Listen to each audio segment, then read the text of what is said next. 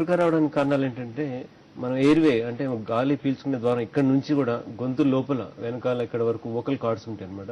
ఆ vocal cords వరకు ఉన్న ఎయిర్వేలో ఎక్కడ అబ్స్ట్రక్షన్ ఉన్నా కూడా అంటే అడ్డుపడ్డం గాలి పీల్చుకునే గాలికి వదిలే గాలికి అడ్డు ఏదైనా వచ్చినప్పుడు గురక వస్తుందండి.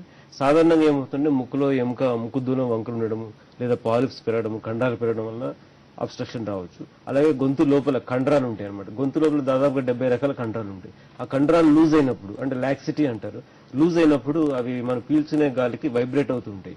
ఆ వైబ్రేషన్సే సౌండ్ అనమాట, దాన్ని గురక అంటాం. సో మెయిన్ రీజన్ ఏంటంటే ఎయిర్వే ఇక్కడ నుంచి ఇక్కడ వరకు అబ్స్ట్రక్షన్ ఎక్కడున్నా కూడా గురక రావచ్చు.